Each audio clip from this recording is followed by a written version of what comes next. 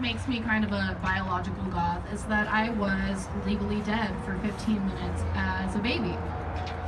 So, by that logic, I mean, either I'm Jesus, or every dude I've slept with is technically a necrophiliac. The best part about that joke is that before my boyfriend and I even started dating, he would go to my shows and he heard that joke and he still got with me. So does he have a zombie fetish? I don't know. Yeah, so despite the shit that just came out of my mouth, I do have a boyfriend, yeah. Here's the thing, I really like the beginning of relationships. That's, to me, in a lot of ways, the best part, you know? Because in the beginning, it's all fun, it's light, you know, you're going out for a lot of drinks, and you're eating out all the time, and having just so much sex. And your stomach hurts all the time from, like, butterflies, and the fact that you can't shit at their house comfortably yet, you know? But then you get into the later stages of the relationship, you know, and that's when like the real serious questions start to come out. Like, hey, so why are you the way that you are? And what's your childhood trauma? And what's your body count? That one caught me off guard, and I was just like, you mean the people that I've murdered? Or he's like, no, the people you've had sex with, how many? Like, oh, well, Either way, it's around 60, so I know what you're thinking. Emma, you're a slut, but it doesn't count if you didn't enjoy it. So I'm basically just a virgin. To murder or sex, you decide. Yeah, so I really enjoy my boyfriend. He's a good person. He's a giant nerd like myself, which is great. But honestly, my favorite part about him is the fact that, just, let's all pause for a second. Look at me. I'm wearing a see-through shirt. Can you tell that I have tits? Absolutely the fuck not. However, my boyfriend loves them. He gets very excited. It's gotten to a point where I like to play this game with myself. I call it Whip Out a Titty!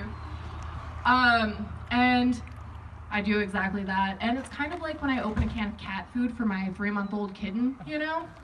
Because my kitten comes running and he's just like, oh, it's a boob. Yay.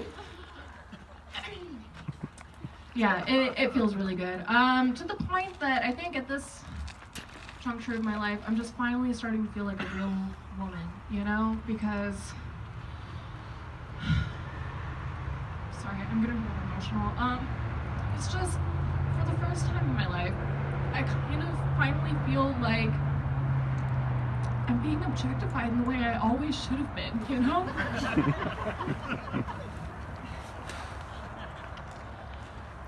Yeah, another thing, and this is kind of like my final bit about the whole thing. So I met my boyfriend through work. And I know what you're saying, Emma, you shouldn't sleep with your coworkers. Well, too late. We'll see how that works out.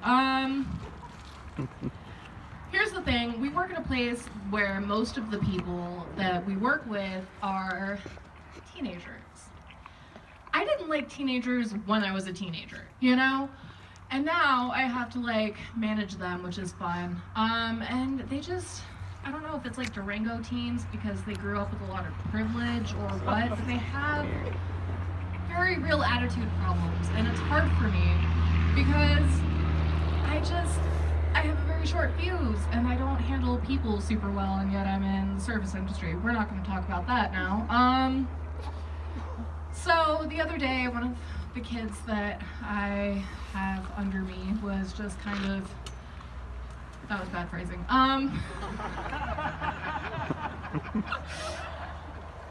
Anyway, he was mouthing off, and I just kind of wanted to turn to him and be like, hey, guess what? If you keep this up, I will fuck your dad. Oh, I'm bisexual. I'll fuck your mom, too. I will show up at your house with a box of wine, a gram of cocaine, and suddenly we're in a throuple, and I'm telling you when to go to bed, so sit the fuck down. Anyway, that's, I think, my time. My name is Emma Z. Thank you so much.